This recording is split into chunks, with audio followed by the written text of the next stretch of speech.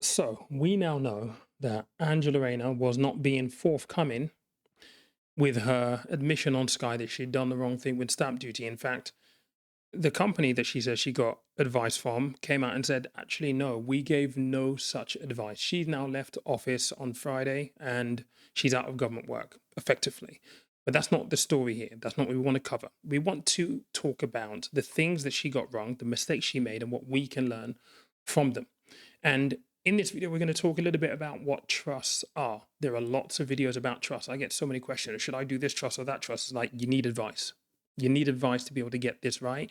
She didn't take advice. She didn't get this right. And it's cost her career. But whilst we talk about the types of trust that there are, how they work very, very high level, it should give you kind of a rudimentary understanding of what these things are and how they operate. With that being said, though, you need to speak to a trust specialist. I am not a trust specialist. I used to be a financial advisor.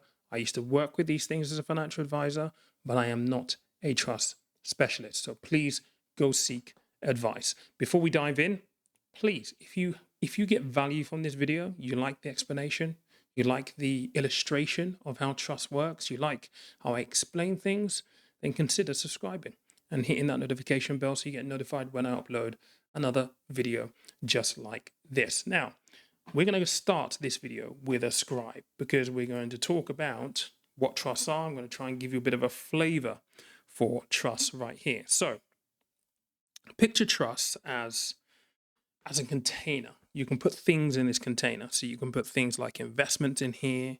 You can put property in here. You can put assets of many kinds in your trust. Okay. Now, in order to set up a trust, you should ideally be doing this with a trust specialist. But the person who sets up the trust is the benefactor. Okay. So you put money into this trust, you're the benefactor. And then what you're going to need is you're going to need a trustee. Now, I shouldn't have to say this, but your trustee needs to be trustworthy. Okay. Bit of a rhyme there, but it's true. I've heard so many horror stories where a trustee is selected, is not trustworthy, and therefore abuses their power. You don't want that. So you want a trustee. Now, the job of the trustee is to execute the instructions of the trust, of the container, the trust, okay? And it's always in and for the benefit of the beneficiary. So, beneficiary could be anyone, effectively, all right? But the trust is set up for the benefit of the beneficiary. Now, broadly speaking, there are two types of trusts that often get used, okay? The first, you have a bare trust. This is straightforward. It's plain instructions, very, very direct, very, very uncomplicated, effectively. You set it up to do one specific thing, it does that thing, that's it. These are very, very popular, but they are inflexible. So most people will go for a discretionary trust. And with a discretionary trust, it basically does what it says on the tin. It offers you more flexibility, the ability to flex in what the trust does, what it's instructed to do. You might have money going to a beneficiary at age 18, and you may decide, well, I'm not sure I'm going to trust this kid, this person with 50 grand or whatever it might be. You may say, well, let's push when they get the money from 18 to 23. That often happens. I've seen that happen quite a bit. So a discretionary trust gives you the ability to flex, to change the rules. They're very, very, very popular indeed. And this brings us on to Angela Rayner, because what she did is she basically sold her shares in her house in Ashton-on-Lyne, Greater Manchester, and she put that house in a trust for the benefit of her son. And in doing so, she's misunderstood the rules because apparently she didn't take any advice at all. And I don't know who. I mean, who gives the Deputy Prime Minister incorrect advice? I have no idea. That's a conversation for another time. But essentially, by putting this house in trust for her son, she was a breach of the rules. is probably the easiest way to explain this. And this is where I'm going to go over to a Times article because they explain beautifully how things went wrong. And therein lie the lessons that we can learn from her debacle. So let's just jump over to the article right now. So it says here, dangers of using a trust to protect your money. As Angela Rayner has learnt, putting property or other assets in a trust will not always protect you from the taxman. Here's how to do it right. Now, I want to come all the way down here because I want to talk a little bit about how it can go wrong. Okay, as I said, trust can be used as a way of protecting assets for family members, particularly those who may face difficulties looking after their finances. But the rules are incredibly complex.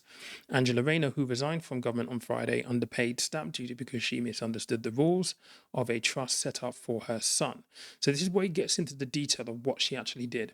In January, she sold her stake in the family home in National Underline, Greater Manchester, to the trust set up for his benefit. She used the money to buy an £800,000 flat in Hove, East Sussex, and did not pay the second home stamp duty surcharge because she thought she no longer owned any part of the family home.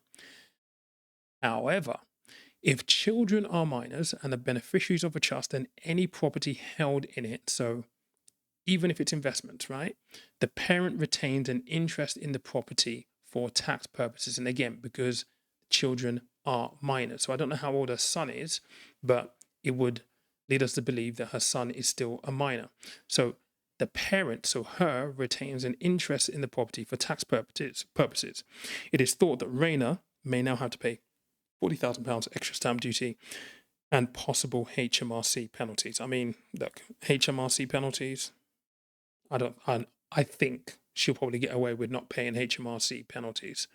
Now, it goes on to do a little bit of an explainer here, and the detail here is actually worthwhile kind of like covering because, again, if you're looking to use one of these, this explains it really beautifully. And if you're not, you may not necessarily be the kind of person that reads the time, which is why I'm doing it with you. So, trust can also be used to pass on property in such a way as to give someone other than the beneficiary the right to live there. For example, if someone wants to live there, leave their half of the home to children from previous relationships while also allowing the partner who owns the other half to stay in the property. A right to reside clause written into a will could give the partner the right to live there during their lifetime, and the deceased share would be left in trust for the children. So it's kind of like the way you would own kind of like property under a mortgage. I think it's like tenants in common or stuff, something like that. You know, you can split it down the middle and you can prescribe what happens to your share of that property as and when and if anything happens. It's the same thing within the trust here, but you're setting up a trust specifically with the right for someone to reside in there combined with a will. But if the aim of putting a home in trust is to avoid or reduce inheritance tax. Now, we talk a lot about inheritance tax on the channel, right? We think there might be some surprises coming in November. Well, this is going to be quite pertinent. Then the rules are strict on who can benefit from the property once it has been transferred, so transferred into the trust. For assets to be considered by HMRC as being outsider donors, so the benefactor's estate for inheritance tax purposes, the donor cannot get any benefit from them once they have been given away. So in Angela Ree's context, she said in the Sky interview that, you know, when her partner wasn't there, she would also use the property to give care to her son. That still gives a benefit of some kind. So even on inheritance tax planning point of view, and I'm sure she would have had those conversations as well, or would have been thinking about it, putting it in a trust wouldn't have exempted her or given her any inheritance tax benefits whatsoever. So it just says here you cannot transfer your home into a trust and continue to live there rent free or earn rent from it. This would be seen as a gift with reservation by the taxman, and it would be included in your estate for inheritance tax when you died. One workaround would be for you to pay the trustees a market rent and prove to HMRC that the rent was fair and regularly reviewed. The trustees could have to pay income tax on the rental income too. And I think this is really important because I have so many people ask me the question, can I can I put my property in trust for my son or my daughter and still live in the property? As explained there, no, because you're giving it as a way to get around inheritance tax. And I often get it for inheritance tax purposes alone because it's a gift in reservation. So, in order for you to do that, you'd have to pay rent to your kids. And that's frankly a lot of the time when I get this question, not the reason why people are doing it. They don't want to pay rent. They don't want to, you know, have to do any of that stuff. It's simply just a way of mitigating inheritance tax. So, according to this, it's still going to be inside your estate for inheritance tax purposes. I received an email, I want to say maybe 3 weeks ago, from a lady called Nikki. She was describing a situation where they had, in some way, shape, or form, gifted the property to their children, and it's kicked off all kinds of issues, like all kinds of issues, because in the way it was gifted, the children have now lost first home buyer status. And because they were advised wrong, because I don't know who gave the advice, there are now tax bills, CGT, to be paid because things weren't done properly. And it goes down here to, in the article, to explain a little bit about how it works from a high T point of view. It says here, HMRC counters this considerable benefit by immediately. So this is saying that if you put something like a property in your trust, okay, it can remain there for 125 years. So it's quite a big benefit. So the idea of being able to put a property into trust, right, and all of a sudden it's outside of your state for 125 years, there's no tax to pay in between. What this is basically saying is that HMRC counters that considerable benefit by immediately charging inheritance tax at 20% on any asset put into a discretionary trust above £325,000, which is the tax-free allowance on your nil rate band for IHT. If you don't know what that means, it's worthwhile going back to have a look at the IHT video that we've done on this channel a few weeks ago. But effectively, let me just come back and see if I can just do this as a scribe, okay? So, as you probably already know, we've explained this on the channel before, you have, as an individual, £500,000 as a limit before you start paying inheritance tax as an individual. If you're a couple, you can times that by 2, is 1 million, but you have to be a couple for this, okay? So £500,000. You have your nil rate band, okay? This is for, things like investments, cash, those types of things. The important thing that they're referencing there for £325,000 is your residence nil rate band. So this can include part of the value of your property. So this is £325,000 that they're referencing there. So the combination of this two gets you to £500,000. Now, if we go back to the article here, it basically says that once your house goes into your trust, they apply a 20% charge on the value of the home above the £325,000 threshold I've just explained there.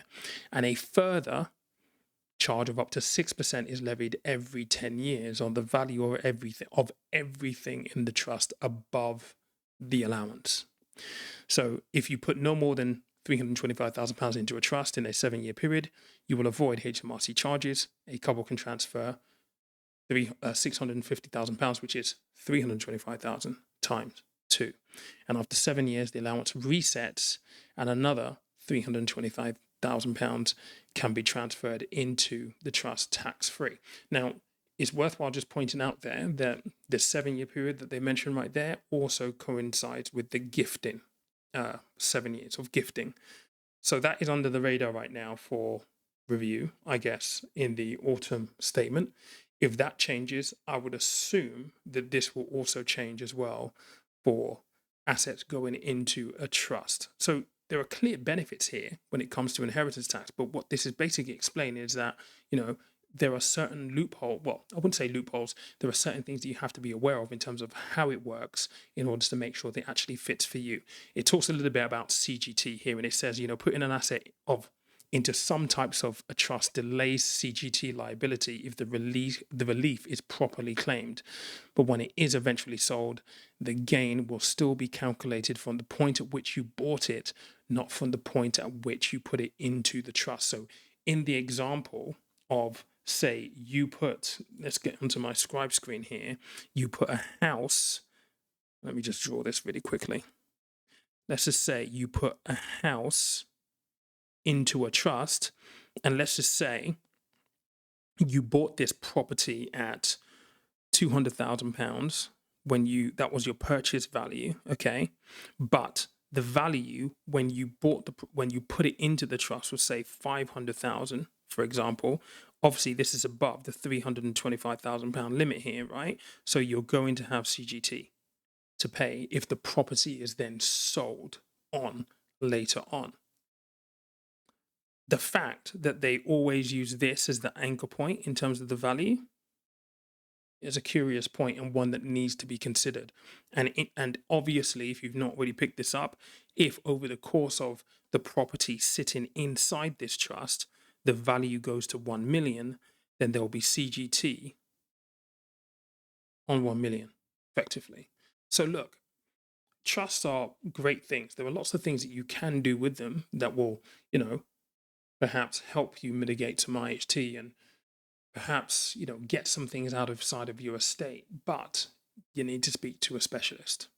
That's all I'm going to say with this one. And honestly, I'm shocked that Angela Rayner didn't actually go and see a proper specialist, a proper advisor. I mean, honestly, it also brings into question as well the audacity of, like, you must have really not thought this through at all for the sake of £40,000. And don't get me wrong, £40,000 is a lot of money, right? But with you being in government, you just thought, I can probably just do this and it'll be fine. I mean, the audacity, it's just mind-boggling. But someone said on my Instagram post, well, we expected her to leave, and we're just everyone's kind of like, like, this is almost like a common thing now. We expect our politicians to disappoint us. Pretty crazy. Anyway, that's it for this video. I'm jumping on a plane in a few hours' time. I'm going to be in the UK, back home, for 3 days working. So the rest of this week might be a little quiet, but I might do something impromptu. I'm not sure yet. Really depends on schedule. I've got a jam-packed 3 days. I'm not going to be back here till Friday. So if I don't see you through the rest of the week, I will see you next week. But thank you so much for watching this video. And again, if you haven't already subscribed and you did get value from this, subscribe. Hit the notification bell. Get notified when I next upload another video. I'm not wearing a silk shirt today, but hey, maybe next week or the next one. Cheers.